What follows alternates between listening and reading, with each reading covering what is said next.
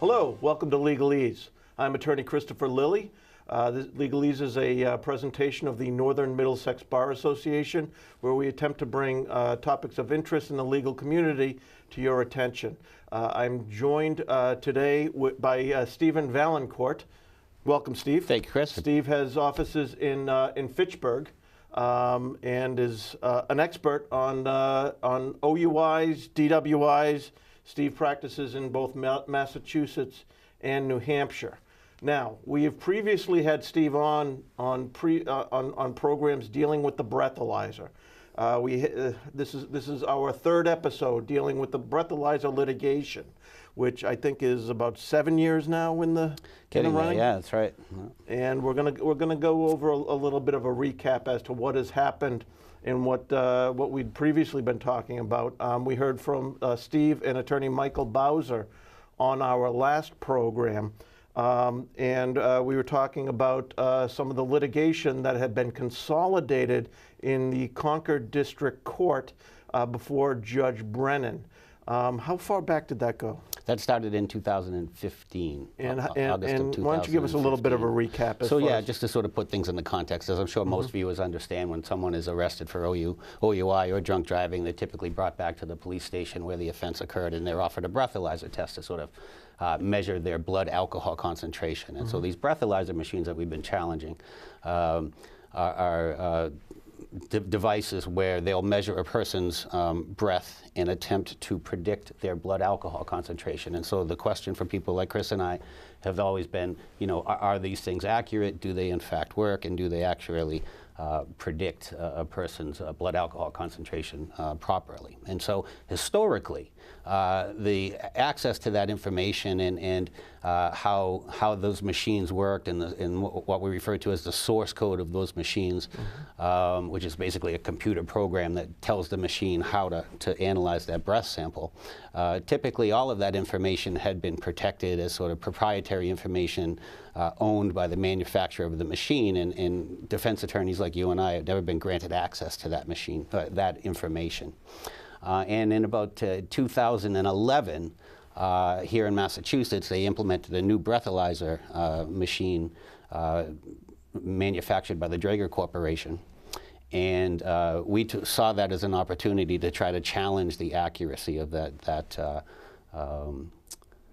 technology. And so initially what was happening is there were sort of everyone individually would be challenging those on a case-by-case basis. So, you know, Chris might be challenging that in Lowell, and I might be raising the same issues in Fitchburg. And so our trial court took the unusual step of ordering a consolidation and essentially requiring everyone with those same issues to sort of litigate that in a combined fashion. And so now we're talking about what's called the 7510? Correct. I'm sorry.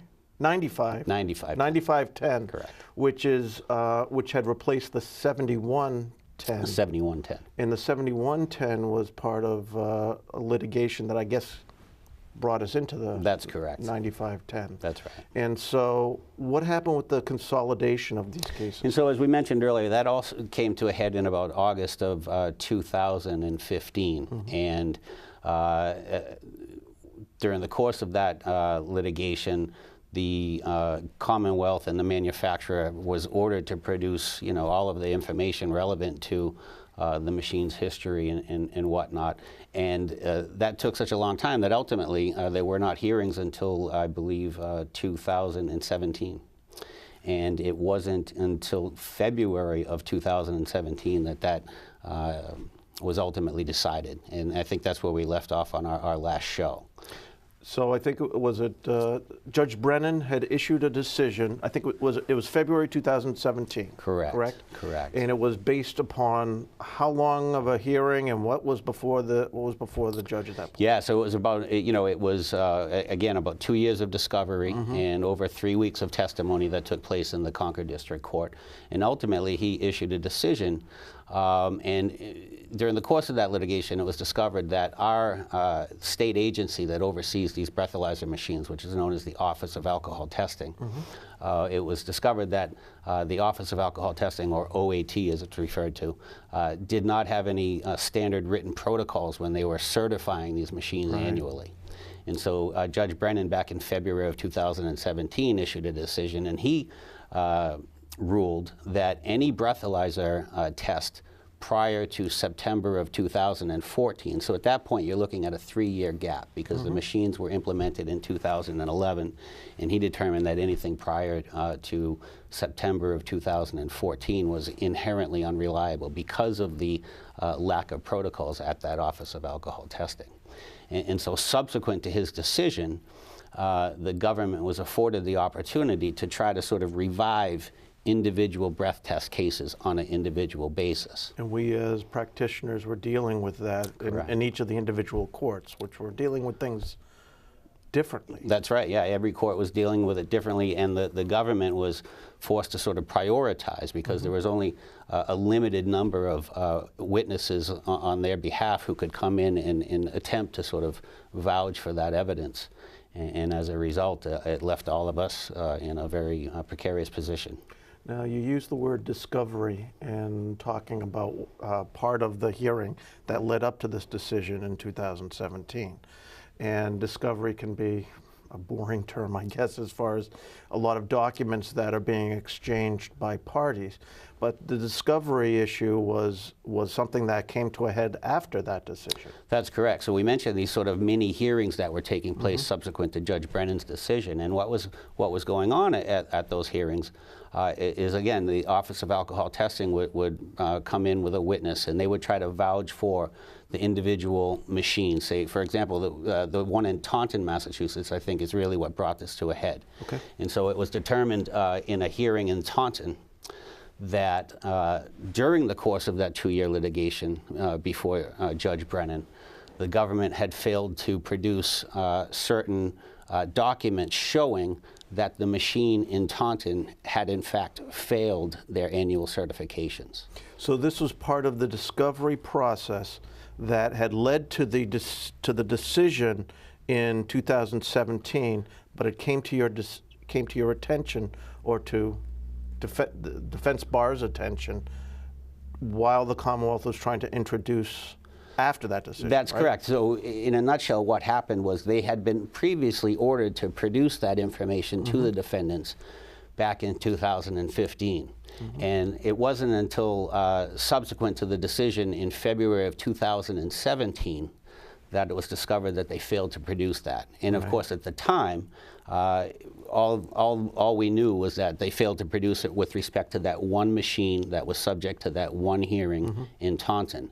But it opened up a can of worms and forced us to sort of look into it further to see whether or not any other exculpatory evidence was withheld. So there are discovery violations and there are discovery violations. That's right. There are inadvertent, I missed this document. We're providing it now, and now maybe there's a sanction that's involved in it. Correct. And certainly, given the scope of what had taken place, an innocent mistake like that, it would not be inconceivable. Okay.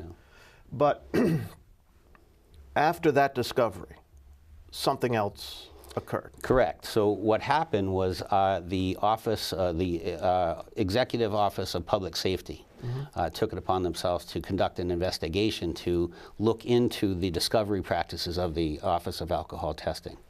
And through that investigation, it was determined that over 40,000 documents had been withheld from the defendants during the course of that consolidated litigation, including, and here's the scary part, over 400 documents which showed that machines throughout the Commonwealth had failed on their annual certifications.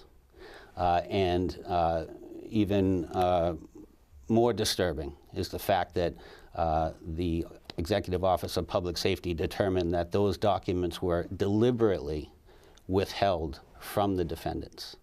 So this isn't just a, oops, I'm sorry, I missed this. No. It was a deliberate decision not to provide. This is the most egregious form of government misconduct. And as a result, the head of the Office of Alcohol Testing was fired. And the defendants in the consolidated litigation pursued a motion for sanctions to try to be remedied for what had taken place. And so now we're back before Judge Brennan. That's exactly right, almost back to square one to a certain extent. But at that point, you're dealing with a motion for sanctions. That's right. That's right. Well, the first thing they had to do really was determine the scope of the discovery violations, and that's when it was ultimately discovered that, as I mentioned earlier, there was these 40,000 documents that the government had failed to produce. And once they were ultimately turned over, needless to say, it took a long time to sort of analyze those and really get a full grasp of the scope of the misgivings. So you had to go through the whole discovery process anew. That's right. You had to receive these documents, 40,000 documents themselves? Correct. Yeah. And how long did that process take? That took almost an additional 2 years. So I believe it was August of 2017 that this all came to a head. Ultimately, the Executive Office of Public Safety concluded their investigation in October of 2017. And the litigation with respect to the defendant's motion for sanctions was concluded just this year. And it was concluded with through Judge Brennan. That's right. So, and he issued an additional decision. That's right. He handed down an additional decision, sort of laying out the groundwork for what would be required of the government before they're going to be able to introduce breath test evidence. And the Department of, he's a secretary for the Department of... it's what we call EOPS. It's the Executive Office of Public Safety and Security. Thank you. Yeah. Good Lord. And they really came down hard on the Office of Alcohol Testing. Very much so, because the practices and procedures of the Office of Alcohol Testing, to put it mildly, left much to be desired. And I think that what we found most disturbing was that the Executive Office of Public Safety felt that the Executive Office, or the Office of Alcohol Testing, had a very sort of protective view of things, and they really went above and out of their way to prevent defendants from getting access to information, to make it difficult for those accused of drunk driving to get access to the information they were entitled to. And for someone in our position, that's pretty scary. And I think there was an issue of what does it mean to have exculpatory evidence, and what is in fact exculpatory? That's right. That's right. And the exculpatory evidence, one of the issues is, the documents that were produced subsequent to the 2 years of litigation. Initially, the issue then became, what was the value of those documents? And it's really impossible, Chris, to put a value on that type of information, because what's most upsetting about it from my perspective is that, in Judge Brennan's initial decision back in 2017, he relied heavily upon the opinions and the testimony of Melissa O'Mara, who's the now fired head of Office of Alcohol Testing. And she has, in my mind, sort of completely been discredited, yet, the decision still stands. Okay, so now, faced with this, these motions for sanctions, what did Judge Brennan do? Well, so he laid down a groundwork, sort of a blueprint that the government's going to have to follow before they're going to be able to start to introduce this evidence, breath test evidence here in the state. Most of it focused on the procedures within the Office of Alcohol Testing. And to his credit, he's requiring that the Office of Alcohol Testing apply for accreditation from a national accrediting board to make sure that their policies and procedures are scientifically reliable. That is a 10-step process. What I find interesting about that is in his decision from February of this year, it was anticipated that that application would have been submitted by February. And that's by February of this year? Yeah, 2 months ago. Hasn't happened yet. It has not happened yet. So the reason for that delay, we could only begin to speculate. But the idea is that at some point, they'll be able to apply for this national accreditation, and they have to submit that application to the judge for his review. And if he's confident that their application is likely to be approved, then the government can attempt to reintroduce breath test evidence here in the Commonwealth. And so, at the moment, they're not coming into evidence. That's correct. That's correct. And again, the reason for that is because the regulatory agency here in the Commonwealth hasn't satisfied their obligations with respect to seeking accreditation, and their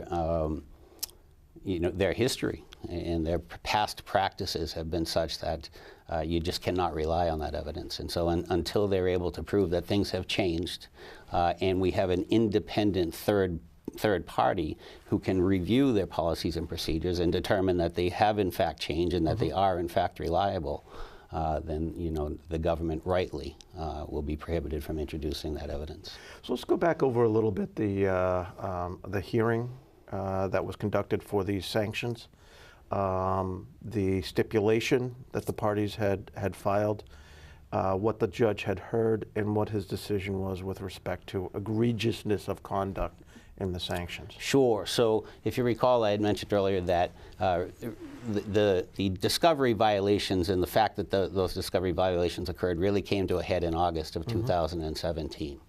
And so when we were trying to fashion a remedy as to how we could move forward, there were different proposals as to what the government would have to do before breath test evidence could be introduced. And one of the things that Judge Brennan ruled was that every breath test prior to August 31st of 2017 would be ruled presumptively unreliable. So if you recall, in his earlier decision from 2017, he had ruled that there was basically a 3-year window where the breath tests in Massachusetts here were deemed presumptively unreliable. As a result of his decision from January of this year, that window was expanded all the way from 2011 up to August of 2017. So his first decision, I think, was September of 2014, as there was a cutoff date in September. Correct. That he was saying presumptively excluded, presumptively included. Now those presumptively included have been swept up in this extended period. That's correct. And that extended period is still going on today. For all intents and purposes, yes. Yeah. So what kind of testimony did the judge receive for this? Well, he heard testimony from 2 defense witnesses, a expert from, I believe Janine is from California, Janine Aruzo, I believe is her last name. She had testified at the previous hearing before Judge Brennan with respect to the policies and procedures that were in place at the Office of Alcohol Testing at the time. And in his initial decision in 2017, Judge Brennan really credited her testimony with respect to the lack of procedure at OAT. Yeah. And so she had given testimony as to the impact of these discovery violations and not having these records. And he'd also heard testimony from Tom Workman, who has been instrumental in the defense in their efforts to attack this breathalyzer machine. Tom is an attorney and a computer forensic expert from down in Taunton, and he has really been the man hours and the work and dedication that he's put into this effort really can't be overstated. Now, you were part of the team that dealt with the original litigation, correct? Correct. And were you part of the putting together of the stipulations? No, I wasn't. In fact, by the time the original consolidation had proceeded to hearings, which would have been in January or December of 2016, preceding the decision from February of 2017, I had sort of removed myself from the process because the litigation from the district court had been consolidated with the litigation from the Boston Municipal Court, and there were sort of too many cooks in the kitchen at that point. Sure. So thankfully, I was able to remove myself from that process. Yes, yes. So I didn't have much involvement in terms of the stipulations that were offered. The thing that I found of interest was the stipulation that was attached to the judge's decision, most recent decision from this year. And it was a stipulation of the parties, perhaps 8 pages long, that spelled out a number of things that were agreed to. Do you understand how that came into being? Yeah, it was really just a matter of negotiation between the district attorney's offices here in Massachusetts and the lead defense attorneys. And I guess it should be noted the district attorney's offices were as in the dark as the defense bar was as to this discovery violation. Absolutely. I think everyone is in agreement that the discovery violations that took place were solely within the Office of Alcohol Testing. They had withheld the information from not only the defense but the prosecution as well. And that's something that clearly needs to be noted. So we have this decision from the judge from February of this year now that deals with these 7-year-old in some instances cases, or is it in all instances cases? And we have real people who have had their cases extended for a very long period of time. Sure. And what are some of the issues that arise there? Well, it's interesting. So, you know, clearly, if you were arrested in 2014, 2015, and your case has not been resolved, then I think you have a speedy trial issue. And the problem with that, Chris, is that the stipulations that were entered into by the parties in an effort to sort of, you know, allow things to move forward once again, sort of did not address the speedy trial issues of the individual litigants. And so it actually reserved the issue, right? It did. It didn't resolve it, but it basically punted that issue back to the various district courts. And the irony there is that we're now left. We're back in the same position we were 5 years ago when this consolidation was ordered, where individuals are being treated differently in the various district courts when they're litigating the same issue. And they were treated the same way, and they had the same issues, same things occur to them. Which I guess is part of the nature of district court to a great extent, is that there may be differences in the way a case is going to come out. Sure, but I think what makes this different is that you know, these cases were consolidated together, and to now treat them differently. Exactly, to avoid that, and to treat them differently now after, you know, 5 years of litigation seems awfully unfair in my judgment.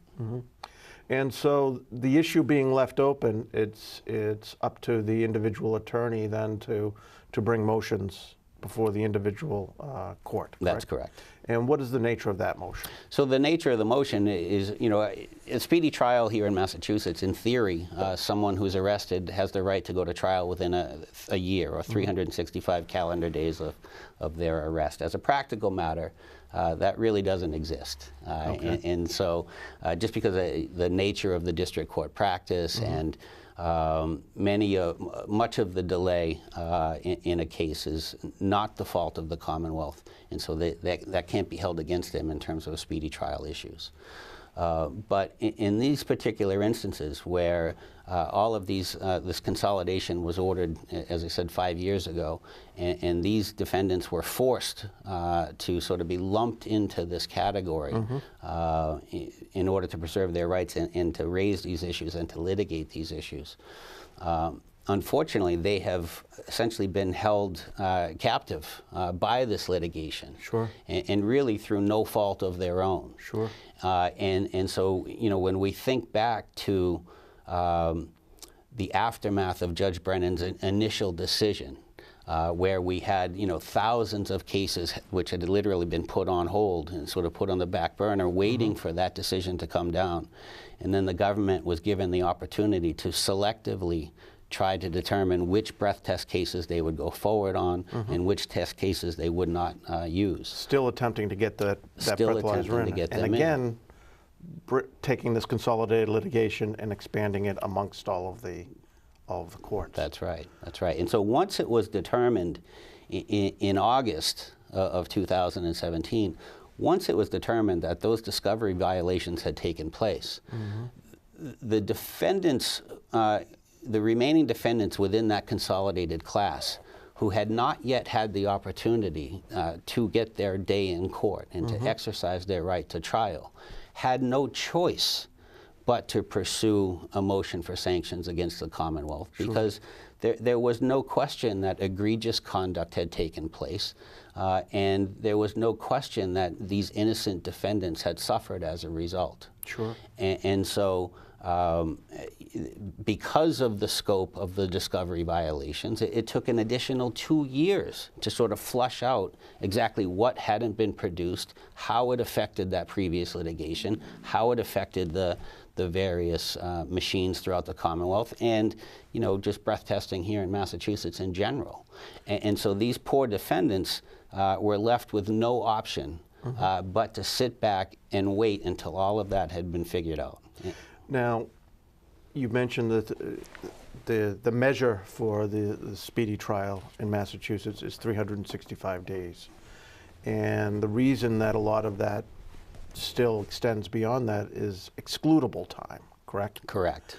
And so, as I understood it, there were some issues with respect to the fact that while this is being consolidated, there were consents to time periods being excludable, correct? Correct, and I do not disagree with that. So initially, if we go back to 2015, when we as the defendants were asking for that information, knowing that it would take time for the government to produce that, you can't, in fairness, request that information and then turn around and say, wait a minute, my right to a speedy trial has been violated. Right. But the problem that we have in these cases, Chris, is that when we went through that discovery in 2015, 2016, we were sort of operating, justifiably operating under the assumption that the government was playing with clean hands and that they were producing what they were ordered to produce.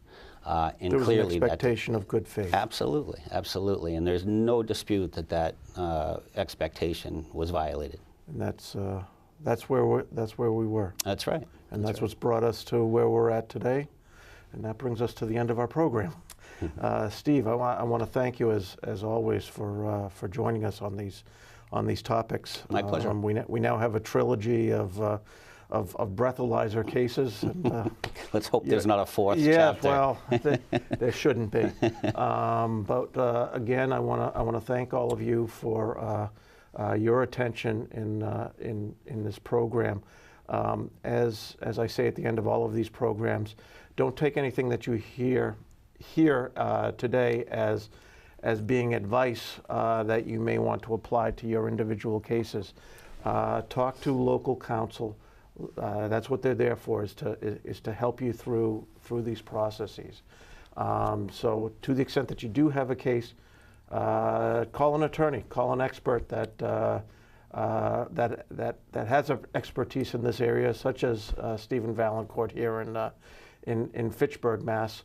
On behalf of Steve, thanks again, and I'm Chris Lilly. Good night. Thanks, Chris.